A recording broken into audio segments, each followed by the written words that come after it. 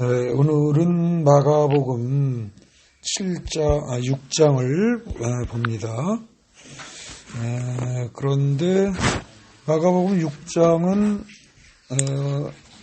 어떻습니까? 여러분들이 가장 잘 아는 유명한 이야기가 나옵니다. 오병이어 이야기가 나오죠. 그죠? 네.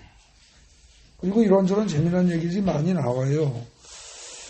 근데 이 마가복음 6장을요, 이렇게 요약해서 전체적인 주제가 뭐냐라고 모르면 참 말하기가 그렇게 쉽지가 않습니다. 이게 생각보다 어려워요. 근데 그래도 토막토막 단락단락을 읽으면 대부분 다 이해가 되죠. 첫 단락은 뭡니까? 1절부터 6절 정도까지 고향에서 배척을 받으신 이야기가 나옵니다. 사람들이 잘 믿질 않아요. 그래서 기적을 별로 행하시지 않았다. 그런 얘기가 나오죠. 둘째 단락은 12제자를 파송하는 얘기가 나옵니다. 아무것도 가지지 말고 가라.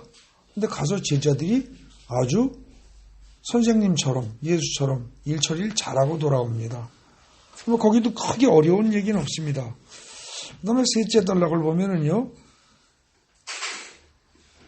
제자들이 이렇게 나가서 큰일 하고 나니까 사람들이 예수에 대해서 엘리야다, 아니다, 다른 선지자다, 뭐 이러기도 하고, 어떤 사람은 죽은 요한이 살아났다 이러기도 합니다. 그런데 그런 소문이 막 돌아다니면서 예수에 대한 이런저런 얘기들이 돌 때쯤에서 그때 당시 예수를 죽인 장본인 헤롯 왕은 자기 지은 죄가 있어서 굉장히 고민을 많이 합니다. 그리고 딴 사람은 뭐 선지자다, 엘리야다 뭐 그러는데 헤롯만큼은 어떻게 돼요? 자기 지은 죄가 있다 보니까 이거 뭐 분명히 자기가 죽인 요한이 살아난 거다. 뭐 이렇게 얘기를 합니다. 그래서 어쨌거나 예수로 인해서 세상이 떠들썩해졌다. 그런 얘기가 이제 셋째 단락에 나옵니다. 그 다음에 넷째 단락에서 보면은 세례 요한이 죽은 얘기를 하고서 여기서 뭐 그건 지나간 얘기입니다, 사실은. 근데 그 얘기까지 하고 그 다음에 넷째 단락에서 오병이어의 기적이 나옵니다.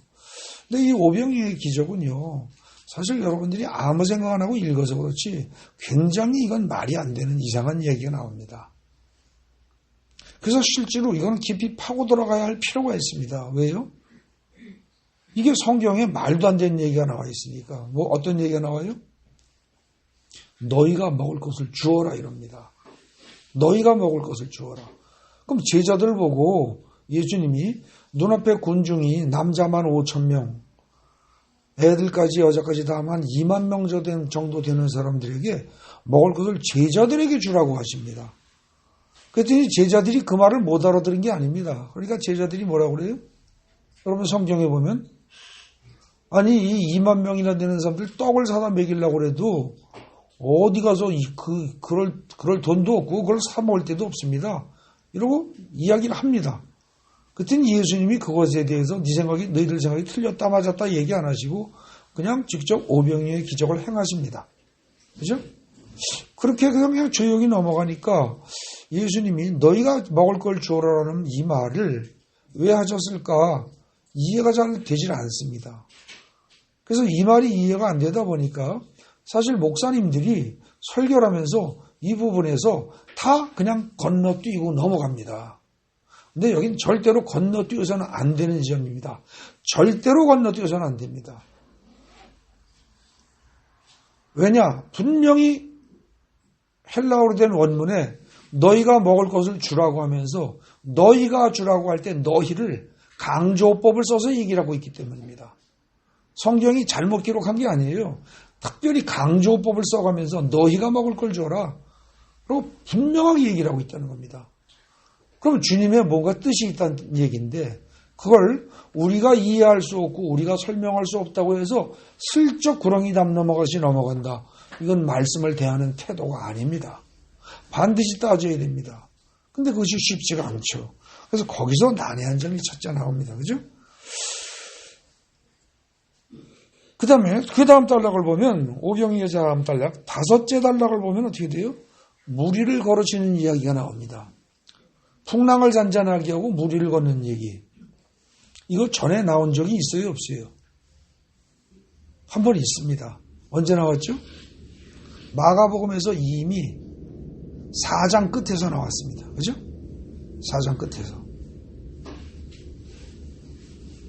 거기서 보면은 예수님은 그때 무리를 걸으신 건 아니었습니다. 풍랑을 잔잔하게 한 사건이죠. 배에 타서 뒷전에 배 뒷부분에서 그냥 주무십니다. 근데 물에 빠져서 죽게 생기니까 그때 제자들이 막 선생님을 깨우니까 어쩌면 믿음이 없느냐 그러고 야단을 치시면서 풍랑을 꾸짖고 등등 이렇게 하시니까 그냥 순간 가라앉습니다. 그래서 풍랑을 잔잔하게 하는 사건은 이미 4장에서 한 번 나왔습니다. 그런데 지금 6장에 5째 단락에서 이번에는 어떻게 되냐?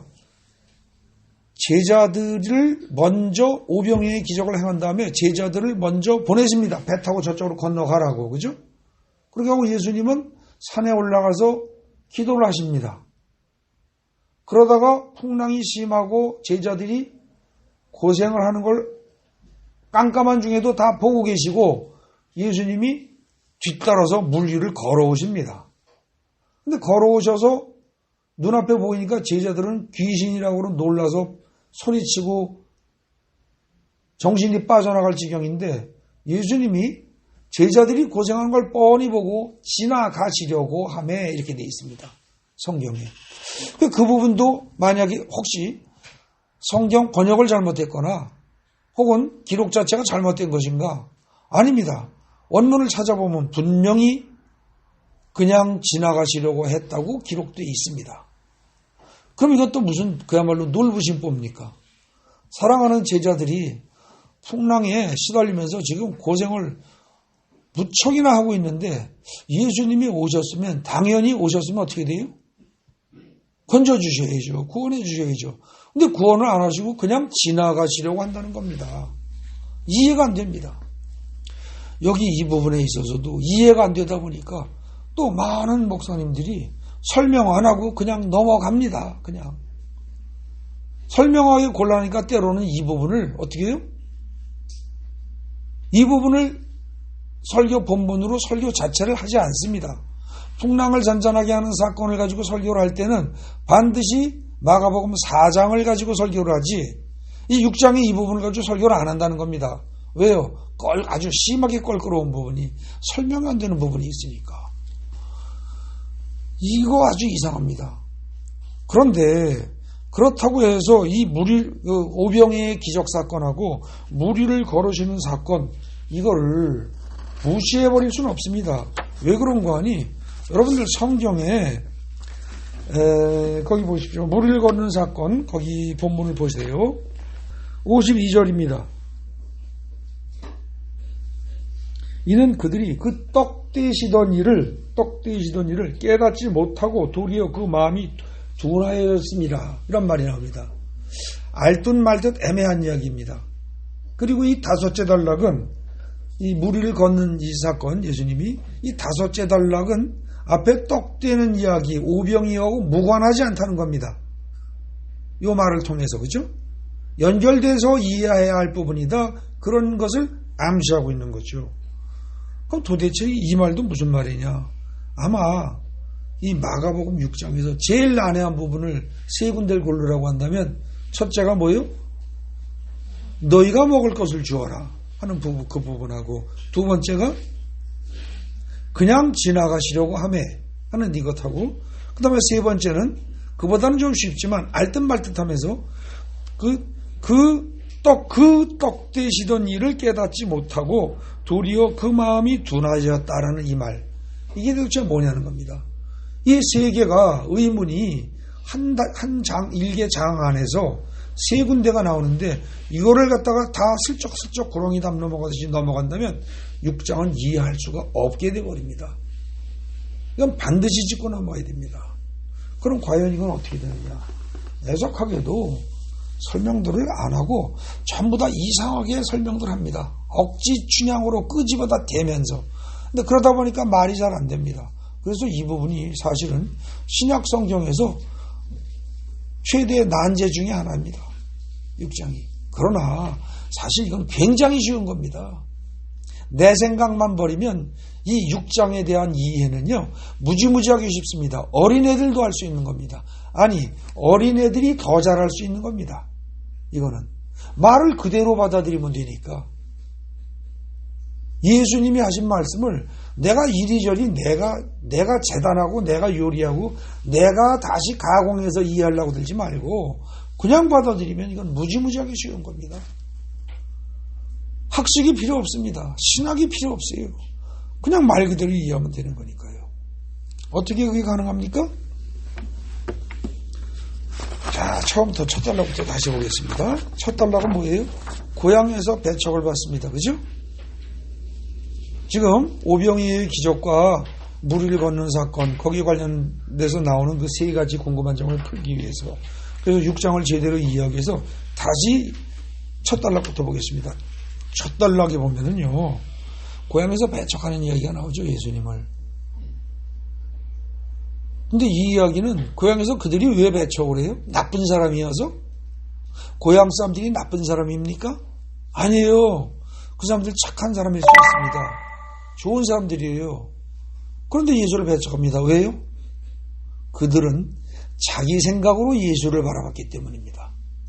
자기 생각으로. 그러니까 어떻게 되겠어요? 예수보다 나이가 몇 살 많은 사람들은 뭐라고 하겠습니까? 예수를 보고 저놈 저 예수 아니야? 저 어렸을 때 나한테 얻어맞고 자란 놈인데 이랬을 겁니다. 그죠? 그 다음에 삼촌이라든지 그 가족들 일가 친척들은 뭐라고 그랬어요?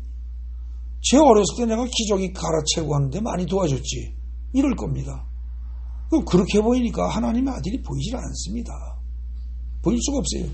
자기의 선입견과 선지식을 가지고 하나님의 아들을 바라보면, 하나님을 바라보면 보이질 않습니다. 하나님이 하나님으로 보이질 않습니다.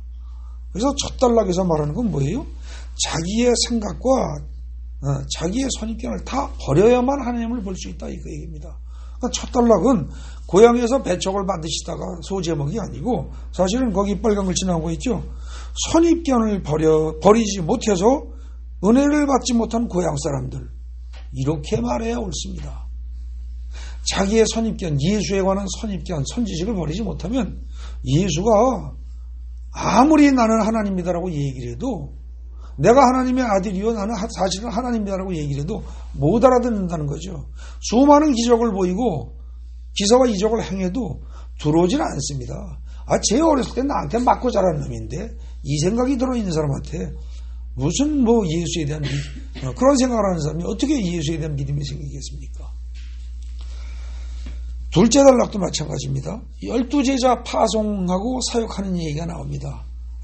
그 여러분들 성경에 둘째 단락 소제목은 뭐라고 되어 있어요? 12제자를 부르사 둘씩 보내시다 그랬습니다. 기억하기엔 참 좋은 제목입니다. 기억하기에는. 그런데 이거는요, 내용을 생각한다면 좀 잘못 붙여진 소제목입니다.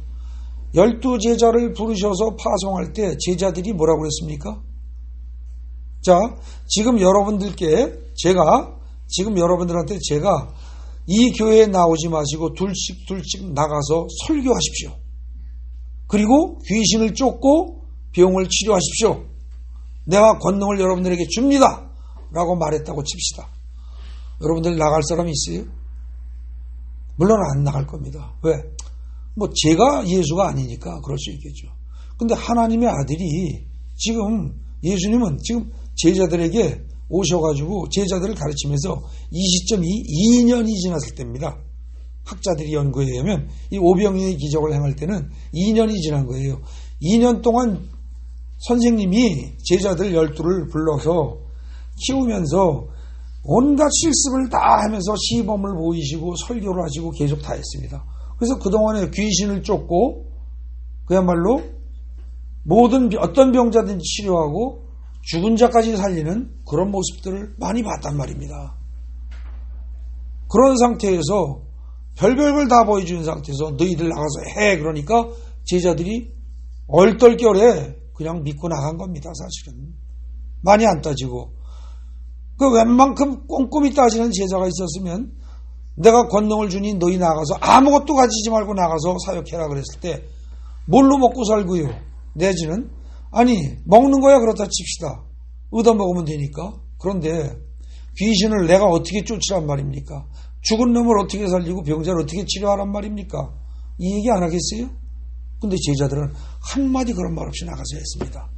그랬더니 스승이 한 것하고 똑같은 일을 다 하고 돌아옵니다. 결국 이 둘째 단락은 뭡니까? 12제자를 부르시고 보내시다가 아니고요. 불러서 보내시다가 아니고 이 둘째 단락은 자기 생각을 버림으로써 예수의 능력을 행하는 제자들. 네? 그렇게 말해야 옳습니다. 그게 소제목입니다. 올바른 소제목이죠. 그 다음 셋째 단락은 어떻게 됩니까? 셋째 단락은 셋째 단락의 첫 줄을 보십시오. 뭐라고 되어 있어요? 시작이. 예수의 이름이 드러난지라 그럽니다. 예수의 이름이 세상에 알려지는 거죠. 예수의 이름이 세상에 널리 알려지게 되자 어떻게 돼요?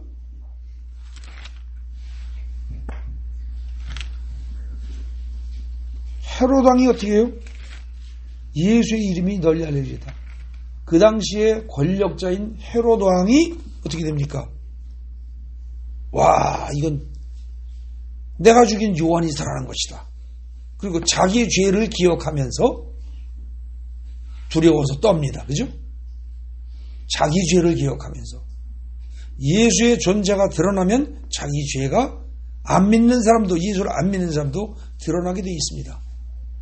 예수의 존재를 제대로 이해한다면 이해할수록 자기 죄는 더 드러나게 되어 있습니다. 심지어 헤롯 왕조차도 자기 죄를 기억하면서 이 사람은 분명히 자기가 죽인 요한일 것이다 라고 틀렸지만 자기 나름대로 뭔가 찔리는 게 있어서 그런 쪽으로 생각을 하게 됩니다. 그리고 어떤 사람들은 엘리야다, 또 누구는 선지자다 라고 온갖 얘기들을 다 합니다. 지금 여기는요, 어떻게 됩니까? 예수를 정확히 모르니까 예수는 그 이전에 앞에 마가복음 1, 2, 3장에서 1장 처음에는 하나님의 아들 예수 그리스도의 복음의 시작이다 하면서 하나님의 아들이라고 시작을 했습니다. 근데 사실 1, 2, 3장의 내용을 잘 읽어보면, 꼼꼼히 읽어보면 예수님은 자기 자신이 나는 곧 하나님이다라는 얘기를 1, 2, 3장에 걸쳐서 계속하고 계신 겁니다. 그런데 예수를 하나님이라고 생각하기까지는 못하고 그냥 자기 생각에 빠져서 선지자다, 엘리야다, 혹은 죽은 요한이 살아난 것이다 이렇게 말하는 사람들, 그 사람들은 예수를 정확히 모르는 사람들이에요. 은혜를 누릴 수 없는 겁니다. 이렇게 자기 생각에 빠져서 예수에 대한 오해를 하면서 헤매는 이 사람들은 은혜를 받지 못하는 거죠. 그래서 이 셋째 단락은 아마도 자기의 죄와 자기 생각에 빠져서 헤매이는 사람들, 그죠? 뭐 그런 정도로 요약을 하시면 될 겁니다. 자기 죄에 빠지고 자기 생각에 빠지면 하나님이 안 보입니다. 두려움만 나타날 뿐이지. 그죠? 그 다음에 넷째 단락 오병이어의 기적. 이거는요, 어른들에게 이해를 하라고 하면은요, 다들 딴소리 합니다. 이거는, 에휴, 말이 돼? 이게 말도 안 되지. 오병이어가 말이나 돼? 이건 자연과학의 법칙에, 자연의 법칙에, 과학적인 법칙에 어긋나는 거야. 어른들은 거의 다 그렇게 생각합니다. 근데 어린아이들이라면 능히 하나님이니까 그럴 수 있지 않겠어? 하나님의 아들이니까 그럴 수 있지 않겠어? 이렇게 생각할 수 있습니다. 그죠? 그리고 그 말 그대로 너희가 먹을 것을 주어라 라는 말을 그대로 액면 그대로 받아들인다는 무슨 뜻이에요? 너희가 오병이어의 기적을 행해라 이 얘기입니다. 그리고 너희는 이미 그 앞단락에서 어때요? 둘째 단락에서 파송돼서 온 세상 다니면서 둘씩 다니면서 너희는 성공적으로 사역을 감당하지 않았느냐? 그러니까 너희가 이번에도 해봐라. 다만 그전과 이번의 차이는 뭐예요? 너희가 나가서 사역할 때 성공할 수 있었던 것은 내가 2년 동안 시범을 보이고 너희들에게 충분히 가르쳐줬는데 그건 너희가 다 하지 않았니? 그렇다면 이번에는 내가 시범을 보이지 않은 일, 즉 눈앞에 보이는 약간의 물고기와 떡으로 2만 명 정도 되는 사람을 먹이는 일도 너희가 해봐라 이 얘기입니다. 내가 시범 보이지 않아도 이제는 너희가 응용해서 그동안 배운 걸 토대로 해서 스스로 할 수 있어야 된다. 지금 예수께서는 그걸 요구하시는 겁니다. 그랬더니 제자들이 택도 없습니다 하는 식으로 나자빠집니다. 아니 어디서 이 많은 인원을 갖다 먹일 돈을 구하란 말입니까? 그러니까 예수님이 금방 알아들으십니다. 아직 얘네들이 멀었구나. 아무 말씀 안 하시고 본인이 그냥 시범을 보이십니다. 여러분들 그 다음에 이제 어떻게 돼요? 그 다음 단락이 그러니까 지금 이 네 번째 단락 오병이어의 기적 이야기는요, 사실은 뭡니까?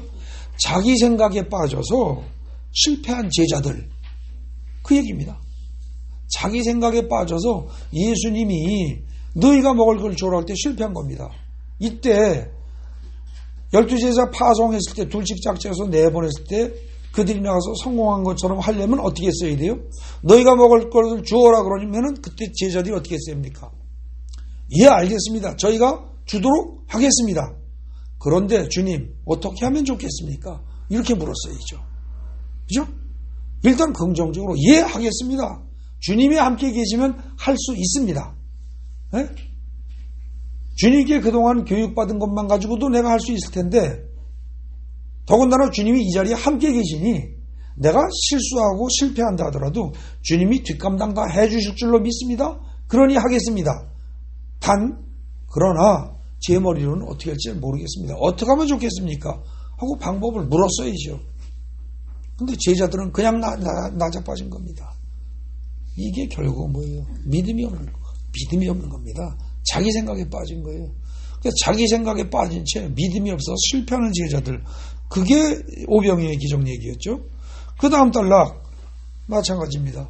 근데 지난번에 우리가 그 풍랑을 잔잔하게 하는 4장의 사건에서 그때 예수님의 말씀 한마디만 기억하면 된다는 얘기를 했었죠. 그 한마디가 뭐였었죠? 우리가 저쪽으로 건너가자고 했습니다. 그죠? 우리가 가자고 제안하신 예수님이 그 제자들을 버리시겠습니까? 그 제자들과 같이 있으면서 우리가 가자고 했는데 예수님이 함께 계시다는 그것만 가지고도 모든 문제가 해결될 수 있다는 겁니다. 믿지 않아서 그렇지. 그랬는데 지금 여기서는요, 예수님이 뭐라고 말씀하신 게 있어요? 현재 그 단락을 보면 어떻게 되어 있습니까? 45절 보십시오. 45절에 예수께서 즉시 제자들을 재촉하사 자기가 무리를 보내는 동안에 배 타고 앞서 건너편 벳사이다로 가게 하시고 그랬습니다. 그죠? 예수님이 하신 말씀을 직접 화법으로 써놓은 건 없습니다. 그러나 분명히 예수께서는 어떻게 돼요? 제자들을 재촉하시면서 가게 하셨습니다. 너희가 가라, 빨리 가라 그랬습니다. 빨리 가라고 말씀하신 분이 책임 안 지실까요? 우리는 그 정도 말에서도요, 예수를 믿는 믿음만 있다면 예수님이 다 해결하실 거라는 것, 믿음을 가지고 있어야 합니다, 함께. 근데 제자들은 그걸 잊어버린 겁니다. 완전히 그 믿음을 잃어버린 거예요. 그래서 거기 또 48절 보십시오. 바람이 거스름으로 그랬습니다. 그래서 제자들이 힘겹게 노를 젓는 것을 보시고 그랬습니다. 4장에서의 상황보다 어때요? 심하지가 않습니다. 맞습니까? 심한 상황이 아니에요. 4장에서는 배에 물이 차서 위태롭게 됐다고 했습니다. 근데 지금 여기는 그렇게 심한 것도 아니에요. 그런 상태에서 예수님이 밤 4경쯤에, 이 4경이라는 것은 그때 당시 로마 시대에 시간을 갖다가 나눌 때 하룻밤 저녁 6시부터 그 다음날 아침 6시까지 12시간을 4등분을 합니다.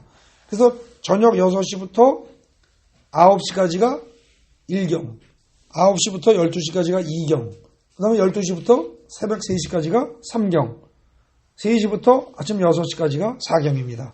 그러니까 지금 이 4경이라는 건 뭐예요? 제자들이 일찍 거기 45절에서는 어떻게 됩니까? 어두워지기 전에 어떻게 됐어요? 보내신 거죠? 제자들을. 근데 얘네들이 새벽에 4경까지니까 어떻게 됩니까? 5시간, 한 9시간 가까이 고생을 오지게 한 겁니다. 고생을 하긴 많이 했어요. 그러나 죽을 지경은 아닙니다. 예, 그런 상태에서 아마 날 밝기 직전쯤에서 예수님께서 깜깜한 중에 물 위를 걸어오신 겁니다. 그랬더니 거의 파도하고 싸우는 것, 바람하고 싸우는 것만 가지고도 진이 빠진 애들이, 제자들이 선생님을 보고 귀신이다 이러고 놀라는 거죠. 그죠? 그랬더니 예수님이 어떻게 해요? 바람을, 파도를 꾸짖지 않으십니다. 그리고 그냥 지나가시려고 한다는 거죠. 이거 무슨 얘기예요? 야, 너희들 말이야. 오병이어의 기적은 시범을 안 보여줘서 실패했다고 치자. 그러나 풍랑을 잔잔하게 한 사건은 내가 이미 4장에서 보여주지 않았느냐. 그 얘기입니다. 4장에 나온 것처럼 풍랑을 잔잔하게, 지금보다도 훨씬 더 심한 풍랑도 나 예수가 말 한마디 하니까 사라지는 걸 보지 않았느냐. 그런 내가 너희들에게 재촉해서 너희들에게 빨리 저쪽으로 건너라고 했을 때 내가 너희를 고아처럼 버려두겠느냐? 어찌 이렇게 믿음이 없느냐? 너희가 능히 이 풍랑, 이 정도의 풍랑은, 이 정도의 바람은 너희가 통제를 해야 옳지 않겠느냐? 이 얘기하시는 겁니다. 이게. 만약에 그렇게만 된다면 어떻게 돼요? 아주 기가 막힌 멋진 장면이 연출이 되는 겁니다. 어떻게? 스승은 물 위를 계속 걸어가고, 그죠? 제자들은 어떻게 돼요? 자기가 노져서 가려고 하는 방향으로 앞으로 가려고 하는데 바람이 거꾸로 불어옵니다. 그죠? 그러니까 고생 쭉 들어가는데 역풍은 순풍으로 바뀔지어다. 그러고 예수 이름 명하니 역풍은 순풍으로 바뀌어라. 라고 명령을 한다면 어떻게 돼요? 그 바람이 바뀔 거 아니겠습니까? 그죠? 그렇게 해서 제자들은 고생 하나도 안 하고 바람을, 순풍을 타고 앞으로 전진하고 선생님은 선생님대로 물 위를 그냥 계속 걸어가고 그렇게 해서 저쪽에 도착하고 싶다는 겁니다. 예수님의 생각은. 그런데 그걸 전혀 못 알아듣고 그냥 난리가 난 겁니다. 선생님이 나타나도 귀신이라고 할 정도니 이게 믿음이 어디 있는 겁니까? 그죠? 예수님이 옆에 계셔도 옆에 안 계실 때는 제자들이 바람 때문에 흔들릴 수 있습니다. 예수님이 옆에 계셔도, 바로 옆에 계셔도 귀신이라고 착각을 하고 오해를 할 뿐 예수님의 힘입어 문제 해결할 생각을 숙제 못하고 있다는 얘기입니다. 이거 무슨 얘기예요? 여기 이 단락을 소제목을 붙이면 뭐라고 그래요? 아주 간단합니다. 어떻게? 자기 생각을 못 버리고 또다시 실패하는 제자들입니다. 그죠? 자기 생각을 못 버리고 또다시 실패하는 제자들이에요. 제자들은 지금 계속 실패하고 있는 겁니다. 오병이어의 그 제자 파송한 사건이 있죠. 제자 파송한 사건을 만약에 예수님이 그동안 가르침을 받은 제자들에게 대한 1차적인 실기시험이라고 본다면 제자 파송한 사건, 그 1차 실기시험에서 제자들은 성공했습니다. 그죠? 근데 2차 시험이 뭐였어요? 그동안 시범을 보이고 가르쳐주지 않았던 사건, 거기에 응용하는 그 시험에는, 즉 오병이어를 행하는 시험에서는 실패했습니다. 그랬더니 예수님께서 시험의 문제의 수준을 조금 낮춰서 그럼 너희들이 경험한 걸로, 그리고 전보다 좀 약한 걸로 이번엔 시험을 내줄게 해서 그 다음에 제시하신 시험이 뭐예요? 제 3차 테스트가 물 위를 걷는 사건, 지금 이 부분입니다. 그죠? 근데 여기서 실패합니다. 1차에서만 합격하고요. 2차, 3차 다 실패합니다. 1차에서 성공했다면 2차, 3차도 능히 성공할 만도 한데 실패했습니다. 그 차이가 뭡니까? 믿음이 있느냐 없느냐입니다. 자기 생각을 버렸느냐 안 버렸느냐 그겁니다. 맨 처음에 제자 파송을 할 때 밖에 나가서 그야말로 귀신을 쫓아내고 모든 환자들을 다 치료하고 온갖 기사와 이적을 다 행한 그 제자들인데도 불구하고 그 이후에 믿음을 잃게 되니까 아무것도 못하고 무기력해집니다. 결국은 다섯째 단락의 이야기는 자기 생각을 못 버리고 또다시 실패하는 제자들을 얘기하는 거죠. 그 다음에 6째 단락 보시면은 거기에 놀라운 얘기가 나옵니다. 자, 여섯째 단락 보기 전에 여러분들 어떻습니까? 혈루병 여인 있죠? 옷가에 손을 대기만 했는데 난 사람. 그런 사람이 여러분들의 머릿속에는 누굽니까? 혈루병 여인 하나 있죠? 그리고 그 이야기는 몇 장에 나왔죠? 5장에 나왔습니다. 그리고 여러분들 대부분의 우리 기독교인들의 머릿속에는 옷가에 손을 대어서 병이 난 사람 그러면 혈루병 여인 하나만 생각을 합니다. 그것만 머릿속에 기억에 남아있죠. 대부분의 사람들에게. 그런데 실제로 6장의 마지막 절을 보십시오. 그럼 뭐라고 되어 있어요? 6장의 마지막 절. 그의 옷가에라도 손을 대게 하시기를 간구하니 손을 대는 자는 다 성함을 얻으니라 그랬습니다. 그죠? 근데 그게 한두 명이 아니고 아무데나 예수께서 들어가시는 지방이나 도시나 마을에서 병자를 시장에 두고 예수께 그의 옷가에라도 손을 대게 하시기를 간구해서 손을 대기만 하면 다 낫다는 거예요. 그러니까 혈루병 여인 하나만 난 겁니까? 아닙니다. 셀 수 없을 만큼 많은 사람들이 난 겁니다. 그런데요, 우리는요, 우리의 생각을 항상 기준으로 성경을 보다 보니까 6장이 거의 끝나가는 무렵에 마지막 귀절 이 부분은 이제 다 읽을 거 다 읽었다 끝났다 형식적인 의례적인 얘기 나온다 이 생각을 가지고 보니까 이 귀절이 어떻게 돼요? 기억이 안 남습니다. 안 남아요. 6장의 마지막 귀절을 기억하는 사람들이 거의 없습니다. 신기할 정도로.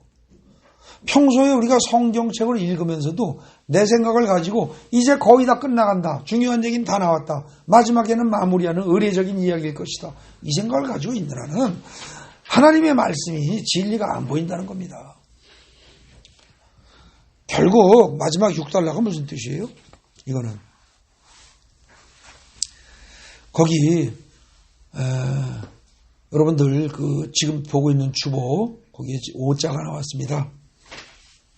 마지막에 빨간 글씨 여섯째 단락은 고쳐 쓰십시오. 여섯째 단락은 그 자기 생각을까지 맞습니다. 못 버리고 할 때 못자를 지우십시오. 자기 생각을 버리고 그 다음을 고쳐 쓰세요. 성공하는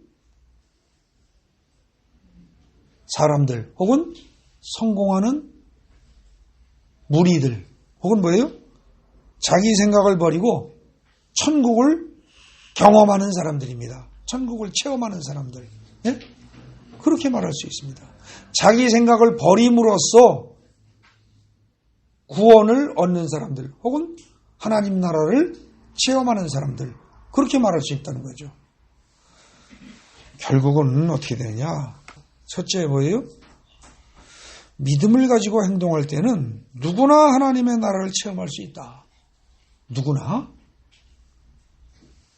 그런데 믿음을 잃으면 예수의 제자들조차도 예수로부터 직접 동고동락하면서 예수로부터 직접 2년간 교육을 받은 그 제자들조차도 어떻게 돼요?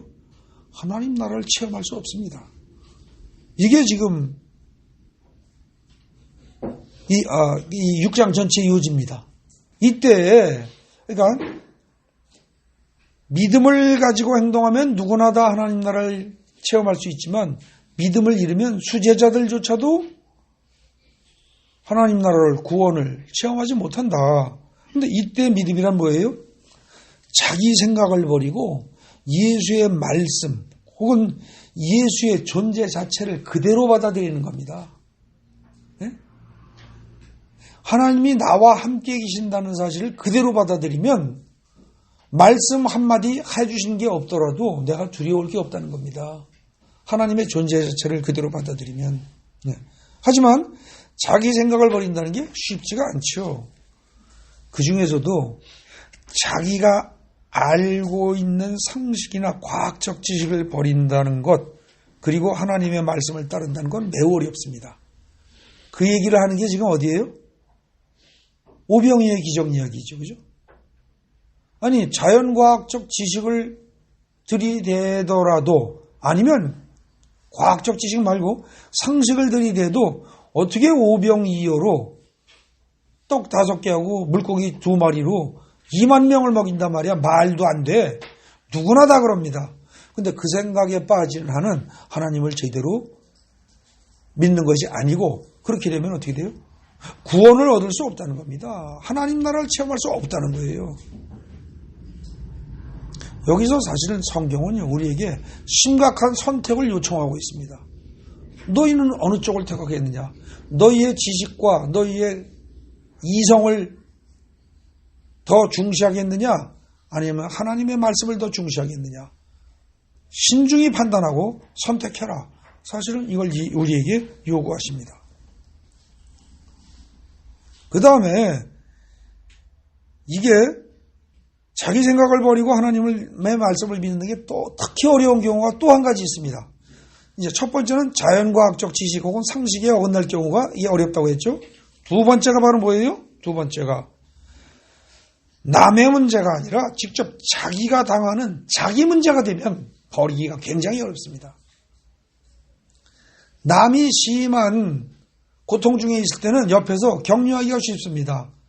하나님이 함께 계셔. 하나님이 집사님을 사랑해. 그러니까 실망하지 마라. 낙담하지 마라. 말하기 쉽습니다. 근데 자기가 부딪히면 어떻게 돼요? 생각이 머리가 텅 비어집니다. 그죠? 황당해집니다. 앞이 캄캄해집니다.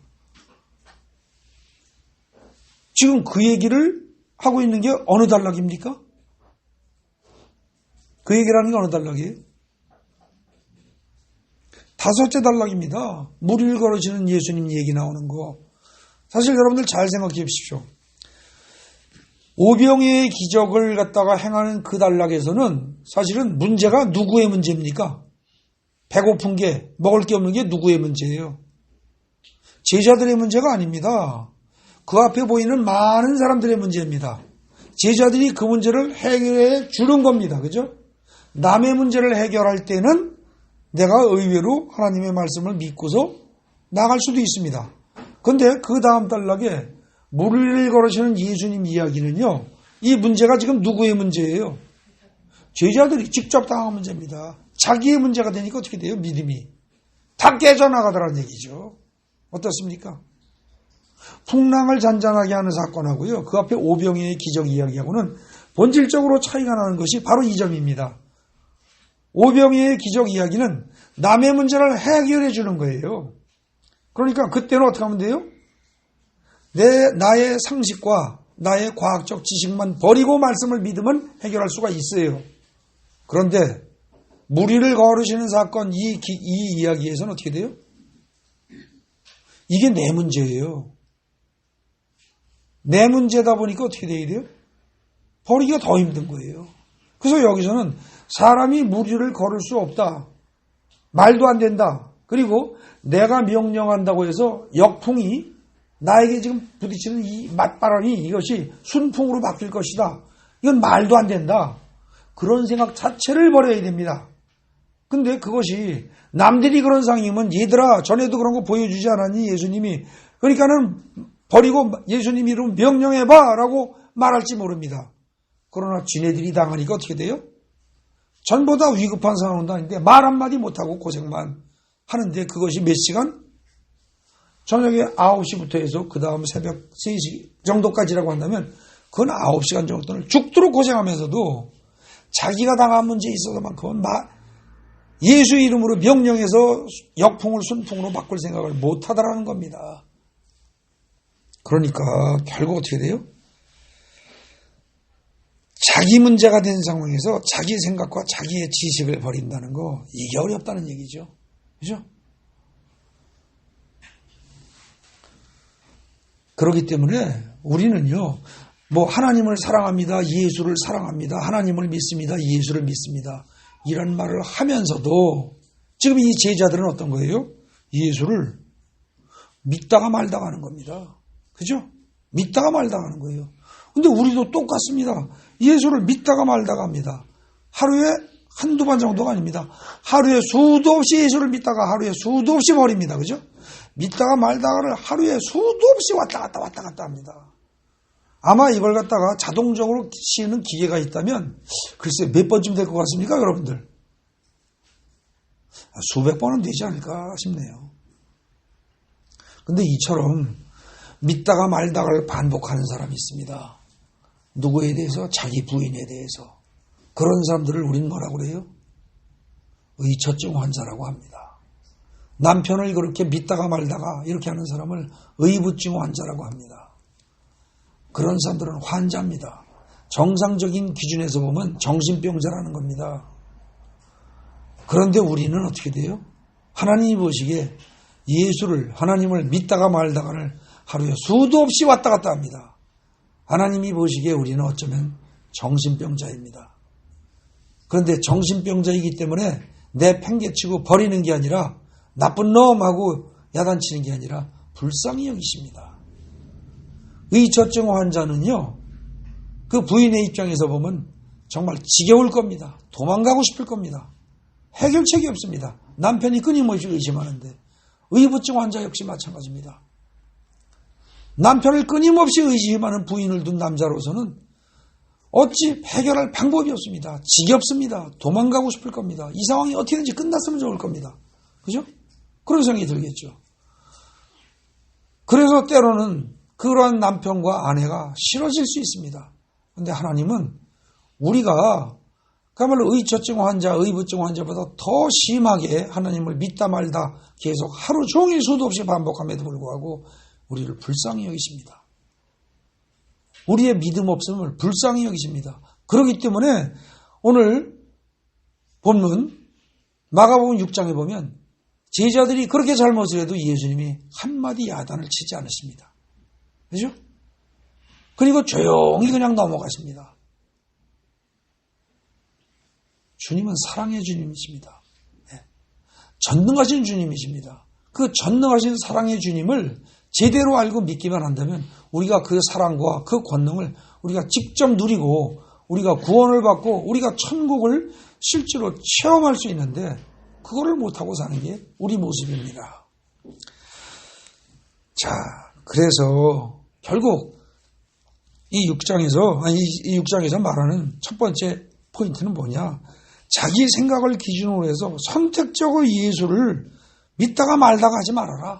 그 얘기입니다. 좀 더 줄인다면 뭐예요? 좀 더 줄인다면 믿음과 현실이 서로 상충될 때 어떻게 해라? 내 생각을 버려라. 내 생각을 버려라.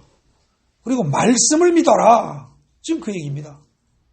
더 줄여서 얘기하면 선택적인 믿음을 버려라. 그렇게 말할 수 있습니다. 네. 선택해서 믿지 말라. 이렇게 말할 수 있다는 거죠. 여러분들 지금 주보에 가지고 계신 주보에 그 예배 순서 있죠?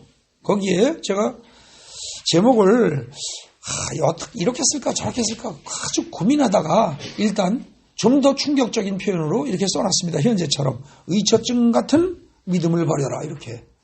근데 또 하나 생각했던 제목이 뭐였냐면 선택해서 믿지 말라. 그거였습니다.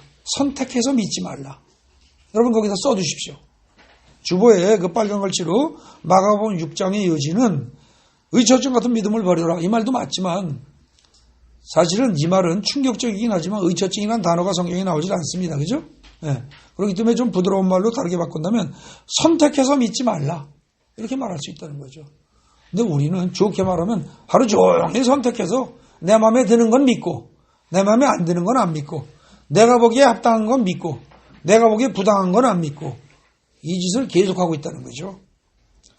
결국 하나님의 말씀을 내가 위에서 떡 내려다보면서 이거는 옳고 이건 그르고를 판단하고 있다는 겁니다. 바로 그것이 뭡니까? 선악과를 먹은 것하고 똑같은 겁니다.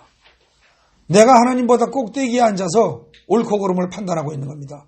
선악과를 먹은 죄인이, 선악과를 먹은 아담이 하나님보다 높아질 거라는 기대를 가지고 먹은 결과, 그 결과하고 똑같이 일치하는 거죠. 근데 이렇게 여기까지 마가복음 6장을 이렇게 제가 지금 말씀드린 마지막처럼 이해해서 선택적으로 믿지 말아라 그러면 우리의 나갈 바를 밝혀주는 것으로 좋긴 합니다. 근데 여러분들이 이렇게 해도 돼요, 안 돼요? 잘 안 되죠. 하루 종일 잘 안 되죠. 아무리 하려고 해도 안 됩니다. 그러니까 설교를 여기까지 하고 나면 이거는 본의 아니게 율법주의적인 설교로 끝날 수가 있습니다. 여러분들이 마음이 무거워질 수가 있습니다. 선택적으로 믿지 않고 상황과 하나님의 말씀이 상충될 때 내 생각을 버리고 상황을 바라보는 걸 포기하고 말씀을 믿어야 된다라는 건 알지만 그래야 한다로 끝내는 순간 여러분들은 스스로 그렇게 할 자신이 없는 자기를 발견하게 될 것입니다. 근데 성경은 참 고맙게도 마가복음 6장은 마지막 단락에서 그것 가지고 너무 염려하지 말아라 라는 식으로 우리에게 위로를 주십니다. 어떻게? 마지막 단락을 보십시오. 거기 어떻게 되어 있습니까? 짧습니다. 아주 짧아요. 51절부터 해서 56절까지 보십시오. 뭐라고 되어 있습니까? 건너서 게네사렛 땅에 이르러서 배를 댔습니다. 그래서 배에서 내렸더니 사람들이 곧 예수이신 줄 알고 그 온 지방으로, 거기 표현 잘 보십시오. 55절입니다. 그 온 지방으로 조금 이렇게 기웃기웃하고 고개 돌려 찾는 게 아닙니다. 그 게네사렛 지역 전체를 온 지방을 달려 돌아다니면입니다. 어슬렁어슬렁 산보하며도 아니에요. 죽기 살기 달려 돌아다니면서 예수께서 어디 계시다는 말을 듣는 대로 어떻게 해요? 듣는 대로 먼저 와서 확인하고 가는 거 아니에요. 그냥 병자를 그대로 침상째로 메고 나옵니다. 이 믿음, 이 열심, 이것만 있으면 되는 겁니다. 근데 그렇게 해서 그 메고 나와서 아무데나 예수께서 들어가시는 지방이든 도시든 시골 마을이든 병자를 정 안 되면 시장에 놔두고 사람 많은 데 놔두고요. 그리고 예수께 그의 옷가에라도 손을 대게 하시기를 간구했다고 그랬습니다. 간구하는 거예요. 그랬더니 어떻게 돼요? 손을 대는 자는 다 성함을 받으니라고 그랬어요. 예외 없어요. 예외 없어요, 여기. 예수에 대한 많은 지식이 필요한 것도 아닙니다. 신학 공부해야 되는 거 아니에요. 성경을 많이 할 필요도 없어요. 지식이 필요한 것도 아니에요. 사회적 지위가 재산이 필요한 것도 아니에요. 아무것도 없어요. 간절한 믿음, 간절한 갈망, 예수에 대한 간절한 갈망. 그것만 가지고 손만 대는데 다 났다는 겁니다. 성경은 참으로 재미있고 신기하게도 이렇게 해서 난 사람의 이름을 하나도 기록하고 있지 않습니다. 그죠?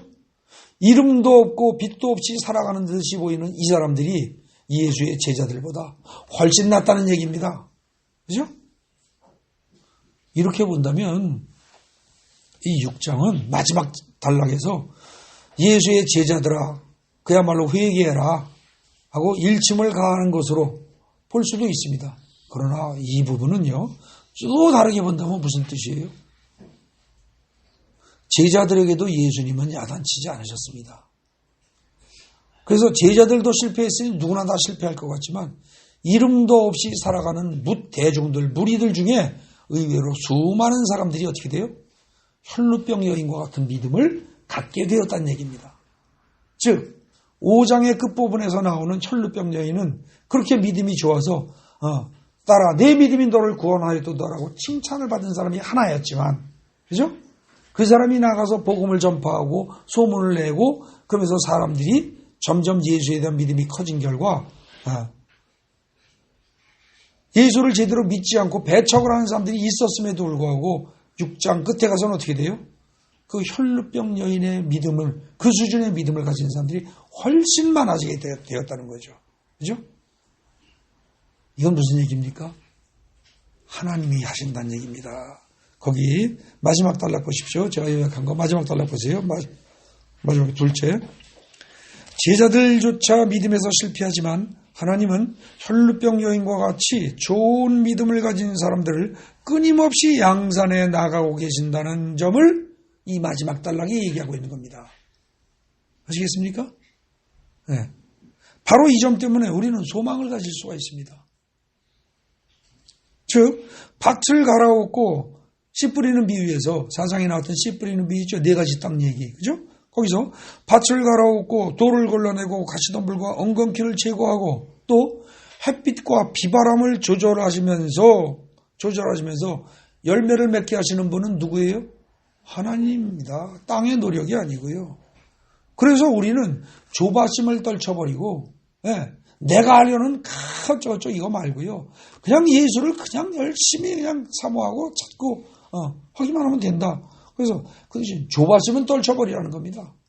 예, 조바심을 떨쳐버리고 오직 믿음으로 푸른 잔디 위에 누운 양처럼 우리는 편안히 말씀을 먹기만 하면 됩니다. 거기 말씀을이라는 글자를 세 자를 넣으시기 바랍니다. 말씀을 먹기만 하면 됩니다. 그리고 그 먹은 말씀을 내 것으로 만들면 됩니다. 말씀과 하나가 되면 되는 거예요. 선악과를 아담이 먹고 난 다음에 그 선악과가 아담의 몸속에 들어가서 아담과 하나가 된 것처럼 이제 우리는 예수님이 주시는 말씀을 먹고 그것이 우리 속에 들어가서 하나가 되기만 하면 됩니다. 그러면 나머지 모든 일은 주님이 알아서 하신다. 이게 6장이 하는 얘기입니다. 그런데 제가 거기 푸른 잔디 위에 하고 마가복음 6장 39절과 시편 23편 2절을 표시해놨습니다. 무슨 뜻이에요? 성경은 참으로 묘합니다. 단어 하나도 헛게 없습니다. 여러분들 마가복음 6장에 거기 39절 보십시오. 39절에 뭐라고 되어 있어요? 제자들에게 명하사 그 모든 사람으로 때를 지어 푸른 잔디 위에 앉게 하시니 이런 말이 나옵니다. 그죠? 이 푸른 잔디 위에 앉게 하시니 이 말을 가지고 신학자들이 이걸 분석할 때 어떻게 하시는지 아십니까? 푸른 잔디라는 것으로 봐서 아마 계절이 한 5월쯤 되지 않았겠느냐. 이렇게 오병이어의 기적을 행하던 시기를 추정을 합니다. 뭐 맞습니다. 틀린 거 아닐 겁니다. 푸른 잔디라고 했으니까. 그죠? 말라버린 갈색으로 말라버린 잔디 위가 아니라 푸른 잔디라고 했으니까. 그런데 그런 식으로 합리적으로 생각하는 해석이 틀렸다는 얘기가 아닙니다. 맞습니다. 그런데 여기서 푸른 잔디라고 할 때 이 푸른 잔디는 우리말로 푸른 잔디라고 지금 거기 번역을 했으니까 그렇지 이건 지금 바로 뭐예요? 푸른 풀밭입니다. 그죠? 이것은 시편 23편에 나오는 푸른 초장에 누이시고 할 때 푸른 초장과 일치합니다. 그죠? 아시겠습니까? 결국 시편 23편 보십시오. 1절 2절에 보면 여호와는 나의 목자인 내가 부족함이 없으려다 그가 나를 푸른 초장에 누이시며 쉴만한 물가로 인도하시는도다. 그럴 때 그 푸른 초장과 쉴만한 물가가 있는 쉴만한 물이 있는 푸른 초장이란 건 뭐예요? 하나님 나라 천국을 비유하는 겁니다. 그죠? 그런데 지금 마가복음 여기 6장 39절에서 푸른 풀밭 위에 눕게 하셨다고 했습니다. 거기 푸른 풀밭 위에 어떻게 돼요? 50명씩 앉았다고 했습니다. 그죠? 근데 여러분들 아시죠? 유대인들 식사할 때 어떻게 해요? 비스듬히 누워서 합니다. 그죠? 그래서 이때도요, 여기 지금 우리말로 번역할 때는 앉았다고 되어 있지만, 이때도 먹을 때는 비스듬히 누워서 먹었을 것으로 사람들이 생각을 합니다. 성경은요, 여기 단어 하나도 착오가 없습니다. 이것을 우리가 이 푸른 풀밭, 푸른 잔디 이럴 때 푸르다는 의미, 푸른 풀밭이라는 이 의미, 이거를 볼 수 있는, 이것을 시편과 연결지어서 볼 수 있는 영적인 눈이 어두워서 없다 보니까 기껏 신학자들이 해석하는 게, 이거는 푸른 풀밭이니 5월달쯤 됐을 것이다. 이런 육신적인 해석만 가능하다는 거죠. 성경은요, 참으로 놀라운 말씀입니다. 참으로 하나님의 말씀입니다. 참으로 진리라고 할 수 있는 겁니다. 이 마가복음 6장 전체를 읽으면서 이해가 안 되는 오병이어의 기적, 그리고 물 위를 걸으시는 그 기적 이야기, 거기서 이상한 예수님의 행동, 그것을 이상하게만 바라볼 것이 아니라 말씀 그대로 받아들임으로써 평소에 여러분들이 하나님의 말씀을 선택해서 내 입맛에 맞는 것만 믿고 맞지 않는 것 버리는 그런 태도를 버리시고 오로지 하나님의 말씀을 눈에 보이는 현실보다 더 중시함으로써 구원을 받고 하나님 나라를 지금 이 순간에 오늘 당장 살아서 체험하는 여러분 되시기 바랍니다. 기도하겠습니다. 참 좋으신 하나님 아버지 감사합니다. 어찌 보면 사복음서 중에서 가장 짧은 마가복음, 그 중에서도 또 이 6장에 누구나 다 알면서도 제대로 알지 못하는 오병이어의 기적 이야기를 통해서 오늘 우리에게 깊은 깨달음을 깨닫게 해주시니 감사합니다. 그 깨달음대로 주여 오로지 주님의 말씀만을 믿고 살아가는 우리 되게 하옵소서.